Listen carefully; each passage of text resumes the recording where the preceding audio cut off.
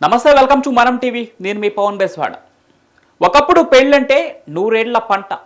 పెళ్లి అనే తంతుతో ఒక్కటైన జంటలు ఎన్ని కష్టాలు ఎదురైనా జీవితాంతం కలిసే ఉండేవారు. కానీ ఇప్పుడు అలా లేదు.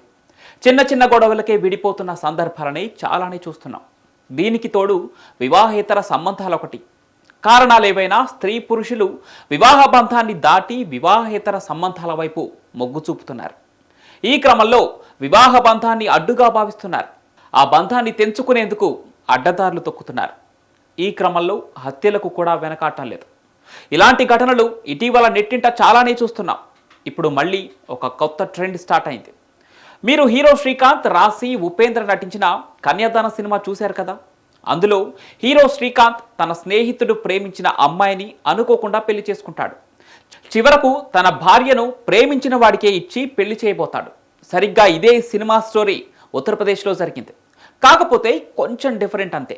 కటర్జూట్ గ్రామానికి చెందిన బబ్లు అనే వ్యక్తి 2017లో గోరఖ్పూర్కు చెందిన రాధికను వివాహం చేసుకున్నాడు. వీరికి ఒక బాబు, ఒక పాప కూడా ఉన్నారు. ఉద్యోగరీత్యా బబ్లు ఎక్కువ సమయం కుటుంబంతో గడపలేకపోయేవాడు. కుటుంబానికి దూరంగా ఉండేవాడు. ఈ క్రమంలో వికాస్ అనే స్థానిక యువకుడితో రాధికకు పరిచయం ఏర్పడింది. అది కాస్త వివాహేతర సంబంధానికి దారితీసింది. ఈ వ్యవహారం ఏడాదిన్నరగా సాగుతోంది. ఈ విషయం తెలిసిన బబ్లు తన భార్యను ట్రాక్ చేసి వారి ఎఫ్ఐఆర్ను కన్ఫర్మ్ చేసుకున్నాడు.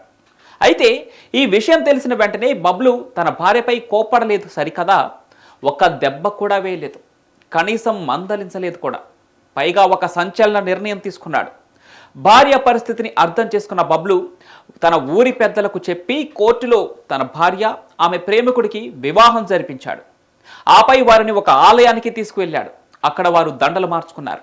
వాళ్ళిద్దరికీ పెళ్లి చేయడమే కాదు, తన పిల్లల బాధ్యతను కూడా తానే చూసుకుంటానని, ఆమె సంతోషంగా ఉంటే చాలని చెప్పాడు బబ్లు.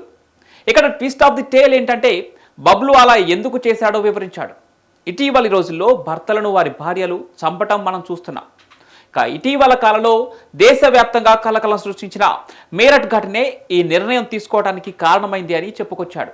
అయితే మేరట్లో జరిగిన డ్రమ్ మర్డర్ దేశవ్యాప్తంగా కలకలం రేపిన సంగతి అందరికీ తెలిసిందే. సౌరభ్ అనే నేవీ అధికారి విదేశాల్లో పనికి వెళ్ళినప్పుడు అతడి భార్య ముస్కాన్ సాహిల్ అనే యువకుడికి దగ్గరైంది. కొద్ది రోజుల్లోనే సాహిల్, ముస్కాన్ డ్రగ్స్కు అలవాటు పడ్డారు. పాప బర్త్డే కోసం భారత్కు తిరిగొచ్చిన సౌరభ్ను సాహిల్తో కలిసి ముస్కాన్ చంపేసింది. బాడీని ముక్కలు ముక్కలు చేసి డ్రమ్లో పడేసి సిమెంట్తో నింపేశారు. చివరకు డ్రమ్లో పట్టని బాడీ పార్ట్స్ను చిన్న చిన్న ముక్కలుగా చేసి దొరికిపోయారు. ఈ ఘటన దేశమంతా కలకలం రేపింది. ఇప్పుడు ఈ ఘటనకు భయపడే బబ్లు తన భార్యకు తన ప్రియుడితో మరో పెళ్లి చేయటం చర్చనీయాంశమవుతోంది. భవిష్యత్తులో ఇలాంటి కన్యాదానాలు ఎన్ని చూడాల్సి వస్తుందో. మరి బబ్లు చేసిన కన్యాదానం గురించి మీరేమనుకుంటున్నారు? కామెంట్ల రూపంలో తెలియజేయండి. ఇలాంటి వీడియోల కోసం మనం టీవీని సబ్స్క్రైబ్ చేసుకోండి.